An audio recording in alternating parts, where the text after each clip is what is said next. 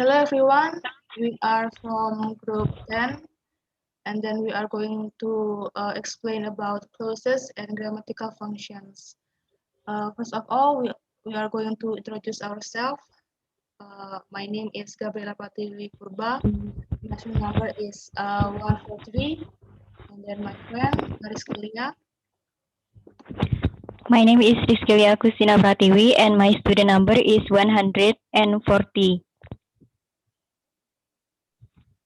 My name is Dita Mandasari and my student number is 66. My name is Fatimatuzzahro Azzain and my student number is 061.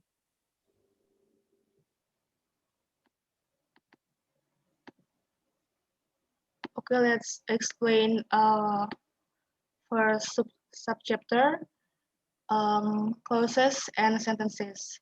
As we can see in the mind map, clauses and sentences have example. We can elope with Lydia and then Miss Bates shatter on 4 hours. Major properties of these main clauses. First is each clause contains a finite verb. What is finite verb? Finite verb. Finite verb consists of three aspects. There are tense, person, and number. In tense, the speaker uses past tense, present tense, and then in person, the speaker uses first and second person, and then in number, the speaker uses singular and plural. The finite verb is accompanied by its complements and adjuncts. So, what is complements? Complements is word, phrase, and clause that is necessary to complete the meaning of a given expression. For example, algebra is difficult. Algebra is subject of complement, and then difficult is subject complement, and then algebra is subject of the sentence. And then the second example is practice makes algebra easy. Algebra here is the object, and then easy here is the object of complement. And then mark for aspect. Compared to example, Wickham was eloping with Lydia, opposed to elope with Lydia. And then each clause has mood. What is mood? Mood is making statements, asking questions, and then issuing comments. And then for the fifth is allow certain changes of syntax. And then clauses describe situations and both can be the first contributions to a discourse. And then next we are going to explain about main and subordinate clauses. Compound sentences consist of two or more clauses joined by conjunctions. Example are given in 2. Captain Benwick married Louisa Hayter and Captain Wentworth married Annie Elliot. And then in B, Henry Crawford loved Fanny, but Fanny loved Edmund. And C, Mr. Bingley became tired of Jane, or Mr. Darcy persuaded Mr. Bingley to go to London. So in this example, from A until C, they are clauses that conjoin by conjunctions. In A, conjunction with and in B is conjunction with be about, and then C is conjunction with or, and then uh, and so on. And then the next is subordinate clauses. Complement clauses is a clause which is used as the complement of some other word, typically as the complement of a verb, adjective, or noun. Complement clauses traditionally called non-clauses because they occur in slots in the main clause that can be occupied by ordinary noun phrases. For example, A. Elizabeth regretted that she had met Wickham, and then B. Catherine feared that the abbey was haunted. And then next is relative clauses. In older descriptions, relative clauses are called adjective clauses, reflecting the fact that adjectives also modify nouns. For example, the cottage which Mrs. Dashwood accepted was rather small, and then B, the gentleman who saved Marianne was below by, and then C, the book which Marianne was reading contained poems and by Cowper, and then D, the building that we like is in Taunton Lessee. In 7A, the relative clause which Mrs. Dashwood accepted modifies the noun cottage. And then in 7B, the relative clause who saved Marianne modifies the noun gentleman. And then the same for C and then D. And then the third is adverbial clauses. There are five types. For the first is reasons. Example is because Marianne loved Willoughby, she refused to believe that he had deserted her. In this sentence, the speaker gives the reason why Marianne refused to believe that Willoughby had gone. And then B, time. When Fanny returned, she found Tom Bentram very ill. In this sentence, the speaker gives the time at which another event happened, and then conclusions. Although Mr. Darcy disliked Mrs. Bennet, he married Elizabeth. In the speaker, the speaker tried to convey conclusions, and then manner. Henry changed his plans as the mood took him. In the sentence, the speaker describes the manner in which Henry changed his plans and modifies the main clause. And then the last is conditions. If Emma had left Hatfield, Mr. Woodhouse would have been unhappy. In this sentence, the speaker tried to declare about the conditions that that Mr. Woodhouse happened. Okay, for the next, will be explain more with Dita. Okay, the next is complementizer and subordinating conjunction. Most of the subordinate clause you will come across in written text are introduced by a special words like in Kramer from before says and 1965. There was introducing complement clause and adverbial clause were generally known as subordinating conjunction, and words as and or but were known as coordinating conjunction.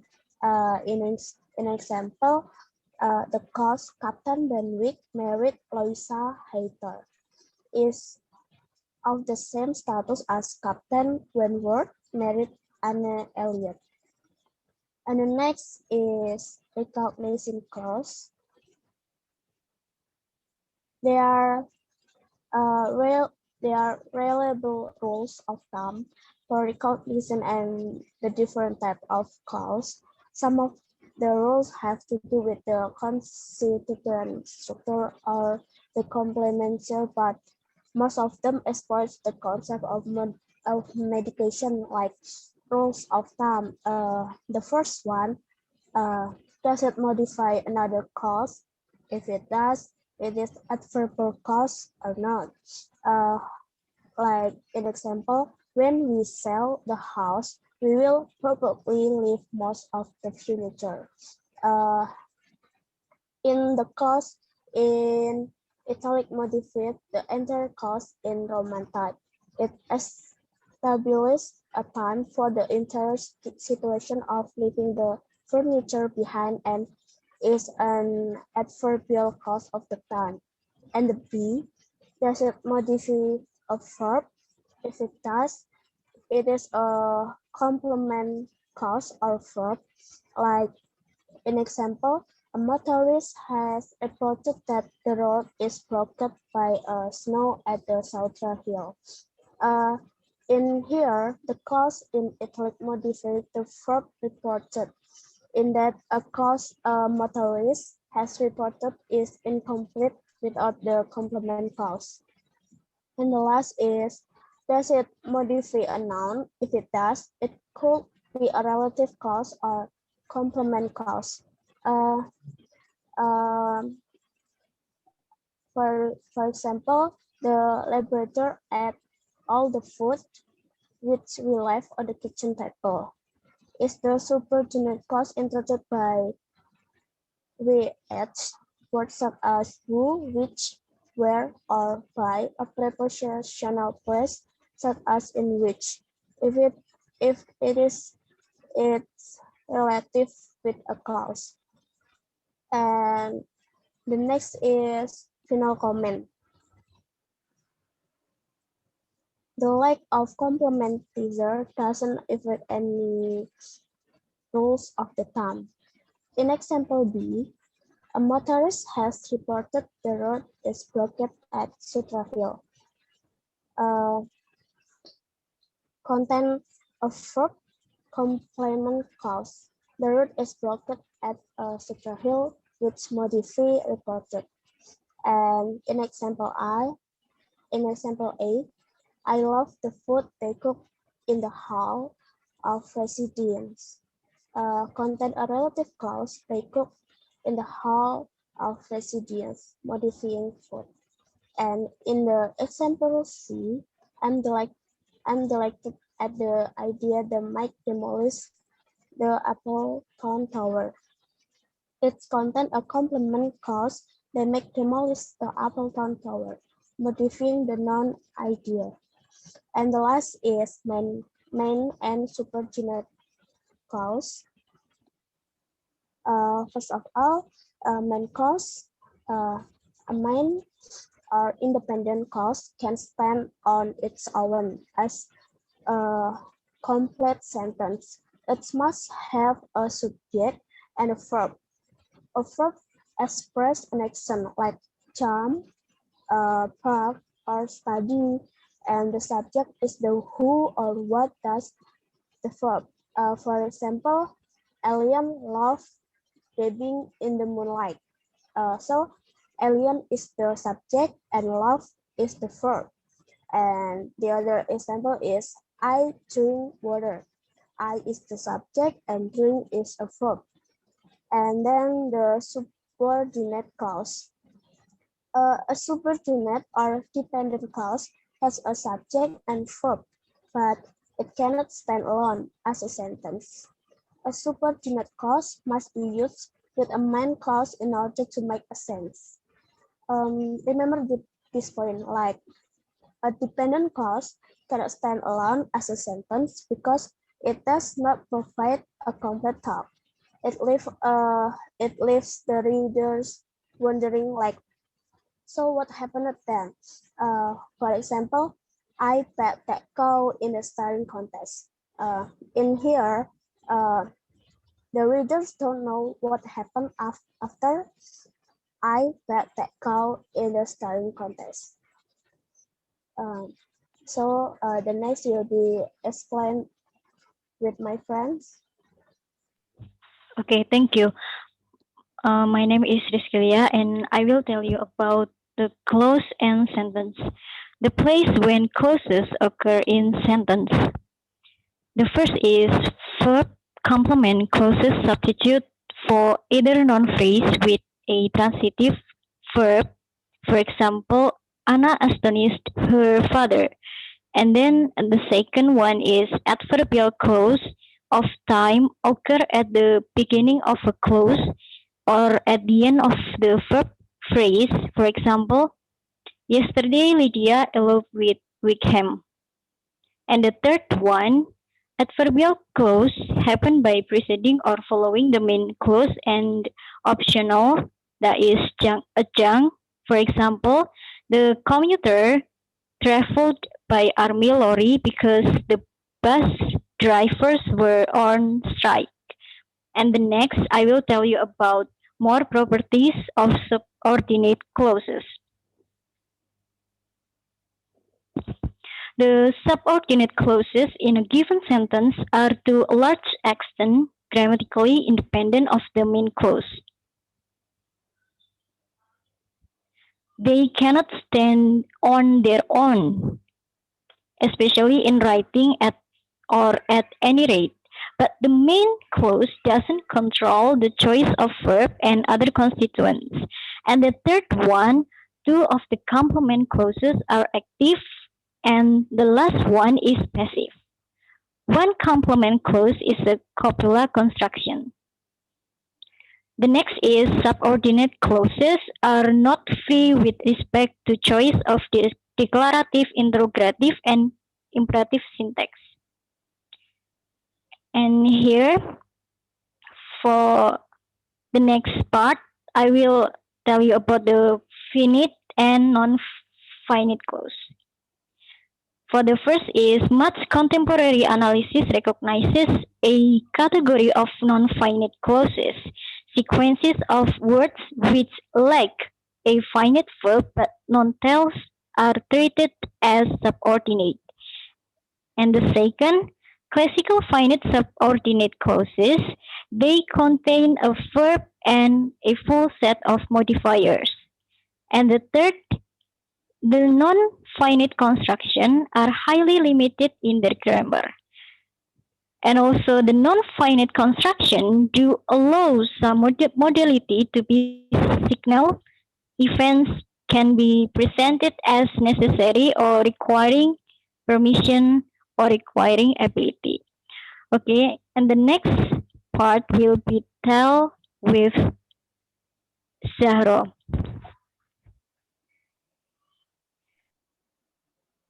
Okay, here I will explain about grammatical functions.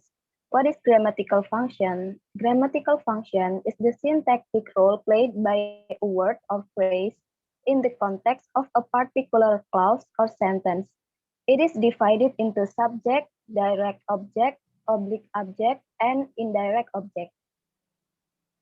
First, subject. The examples are the tigers hunt prey at night. The tiger hunts its prey at night.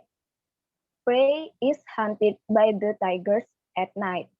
Here, the subject of those three sentences is the tigers. Criteria in determining the subject is first, in active clause, subject is never preceded by a preposition.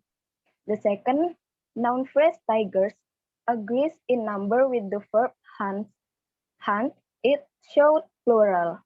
While tiger agrees in number with the verb hunts, it shows singular. And the third is passive clause. Subject is preceded by a preposition. By the tigers is a prepositional phrase. The above criteria are grammatical, and the subject noun is the grammatical subject of the clause. Tigers refer to the agent in the described situation both in active and passive sentence. So tigers is called the logical subject. Subject have the following major properties. First, control of reflective, as in Augusta blamed herself for what happened. In this example, Augusta and herself refers to the same person or one person, that is Augusta. The second is control of all and both clothing, as in all the twin girls came to Merrill Park. The twin girls all came to Merrill Park. Both Jane and Elizabeth were at home, or it also can say Jane and Elizabeth were both at home. In the example, the word all is part of the noun phrase all the tringles. That noun phrase is the subject, and all can float out to the noun phrase to a position next to the finite verb. Similarly, both can be part of the subject noun phrase, but also can float to the same position. The third is functioning as pivot in infinitive and coordinate construction, as in Ayala went to the ball. Ayala chat to Jonathan Stubbs. It also can say like Ayala went to the ball and chat to Jonathan Stubbs. And the next example, Fiona persuaded Arthur to bake a cake. It also can say it as Fiona persuaded Arthur to bake a cake. Suppose we relate the infinitive to a finite clause. Arthur baked a cake. The path from the finite clause to the infinitive involves deleting a constituent. The affected constituent is always the grammatical subject of the non-finite clause, which is why the analyst sees the subject as pivotal to the infinitive construction. The next that I will explain is direct object. The examples are Louis broke the cup, Alison drove the car, Martha chewed the bread was chewed by Martha. The direct object here is the cup, the car, and the bread. Direct object noun phrase typically refer to patients. The noun phrase following the verb is the direct object. The direct object noun phrase is never preceded by a preposition. And the last is oblique object and indirect object.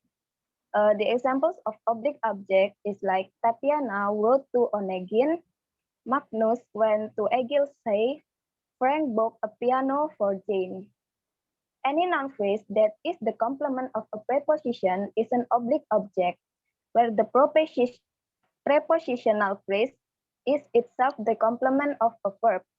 To Onegin, to Egil's, and for Jane are oblique objects. And the examples of indirect objects are Emma gave Harriet advice, I passed Kim the ball. An indirect object requires the presence of a direct object. An indirect object in the noun phrase that precedes the direct object. Here, Harriet is indirect object and advice is the direct object. It is the same as in Kim. Kim is the indirect object and the ball is direct object. Yeah. Okay, that's all about our presentations. Thank you for attention. And then if you have a question, you can write down in our sections. And then stay healthy and thank you.